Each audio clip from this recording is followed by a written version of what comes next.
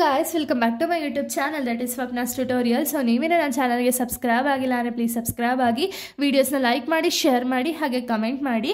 So ಇವತ್ತು ನಾನು ಮಾಡ್ತಿರೋ ಸಬ್ಜೆಕ್ಟ್ ಯಾವುದು ಅಂದರೆ ಥರ್ಡ್ ಸೆಮ್ BComನ ಒಂದು ಡಿಜಿಟಲ್ ಆಂಟ್ರಪ್ರಿನರ್ಶಿಪ್ ಅನ್ನೋ ಒಂದು ಸಬ್ಜೆಕ್ಟ್ನ ಎಕ್ಸ್ಪ್ಲೈನ್ ಮಾಡ್ತಿದ್ದೀನಿ. ಸೊ ಅದರಲ್ಲಿ ನಾನು ಚಾಪ್ಟರ್ 4 ಬಂದುಬಿಟ್ಟು ಎಮರ್ಜಿಂಗ್ ಟ್ರೆಂಡ್ಸ್ ಆ್ಯಂಡ್ ಅಪ್ಲಿಕೇಶನ್ ಅನ್ನೋ ಒಂದು ಚಾಪ್ಟರ್ನ ಎಕ್ಸ್ಪ್ಲೈನ್ ಮಾಡ್ತಿದ್ದೀನಿ. ಓಕೆನಾ? ಸೊ ನಾನು ಪ್ರೀವಿಯಸ್ ವೀಡಿಯೋದಲ್ಲಿ ಆಲ್ರೆಡಿ ನಾನು ಚಾಪ್ಟರ್ 1, 2, 3 ಆಲ್ರೆಡಿ ಅಪ್ಲೋಡ್ ಮಾಡಿ 4th ರಿಲೇಟೆಡ್ ಕೂಡ ತುಂಬ ಟಾಪಿಕ್ಸ್ಗಳನ್ನ ಅಪ್ಲೋಡ್ ಮಾಡಿದ್ದೀನಿ. ಇದು ಬಂದುಬಿಟ್ಟು ಲಾಸ್ಟ್ ಟಾಪಿಕ್ ಆಗಿದೆ. ಓಕೆನಾ? So 4th chapter related last topic ಆಗಿದೆ.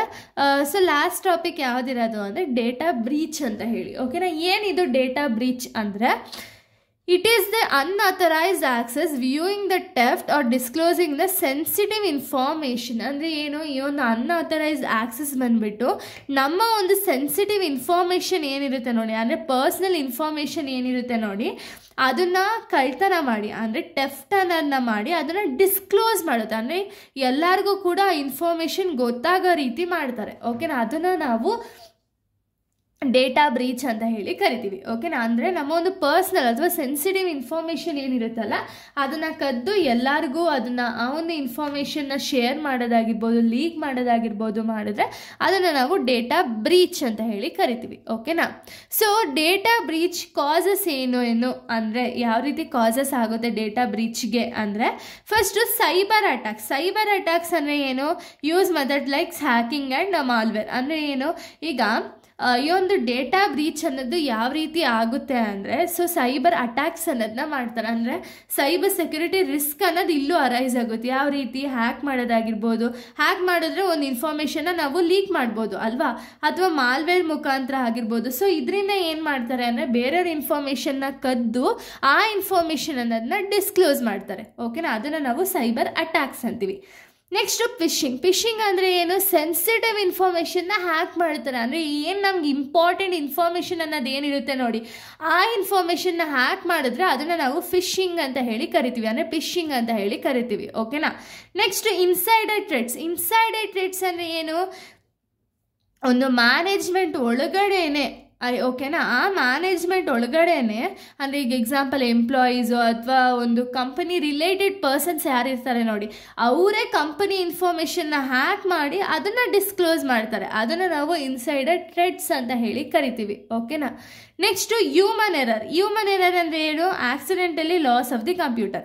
ಅಂದರೆ ಇವಾಗ ನಾನು ಎಲ್ಲೋ ಒಂದು ಕಡೆ ನನ್ನ ಒಂದು ಲ್ಯಾಪ್ಟಾಪ್ಸ್ನ ಇಟ್ಟಿರ್ತೀನಿ ಅಥವಾ ನನ್ನ ಒಂದು PC ಇಕ್ಕಿರ್ತೀನಿ ಅಂದ್ಕೊಳ್ಳಿ. ಆಗೇನಾಗುತ್ತೆ, ಯಾರೋ ಒಬ್ಬರು ಬಂದುಬಿಟ್ಟು ನನ್ನ ಒಂದು ಲ್ಯಾಪ್ಟಾಪು PC ಎತ್ಕೊಂಡು ಹೋಗ್ತಾರೆ. ಆವಾಗ ಯಾರ್ದು ಇದು ತಪ್ಪು ಅಂದರೆ ಯೂಶ್ವಲಿ ನಮ್ಮದೇ ತಪ್ಪು. ಓಕೆನಾ? ನಾವು ಅಲ್ಲಿ ಇಡಬಾರ್ದಿತ್ತು, ಲ್ಯಾಪ್ಟಾಪ್ಸ್ ಆಗಿರ್ಬೋದು ಅಥವಾ ನಮ್ಮ ಒಂದು ಕಂಪ್ಯೂಟರ್ಸ್ ಆಗಿರ್ಬೋದು, ನಾವು ಅಲ್ಲಿ ಇಡಬಾರ್ದಿತ್ತು.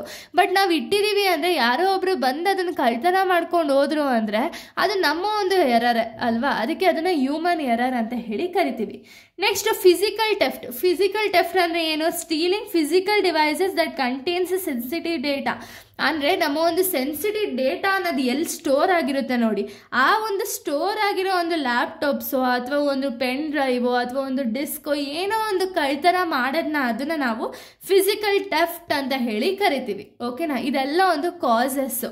ಸೊ ಇದರಿಂದ ಯಾವ ರೀತಿ ನಾವು ಪ್ರಿವೆಂಟಿವ್ ಮೆಷರ್ಸ್ನ ತಗೋಬೋದು ಅಂದರೆ, ಪ್ರಿವೆಂಟಿವ್ ಮೆಷರ್ಸ್ ಅನ್ನೋ ಏನು, ಈ ಡೇಟಾ ಬ್ರೀಚ್ ಆಗೋದನ್ನ ಯಾವ ರೀತಿ ತಡಿಬಹುದು ಅಂದರೆ ಯೂಸ್ ಸ್ಟ್ರಾಂಗ್ ಪಾಸ್ವರ್ಡ್ನ ಯೂಸ್ ಮಾಡೋದ್ರಿಂದ ಏನಾಗುತ್ತೆ ಅಂದರೆ ಬೇರೆಯವರು ನಮ್ಮ ಇನ್ಫಾರ್ಮೇಷನ್ ಅನ್ನೋದನ್ನ ಹ್ಯಾಕ್ ಮಾಡೋಕ್ಕಾಗಲ್ಲ. ಓಕೆನಾ? ಆ ಇನ್ಫಾರ್ಮೇಷನ್ ಅನ್ನೋದು ಸೇಫ್ ಆಗಿರುತ್ತೆ.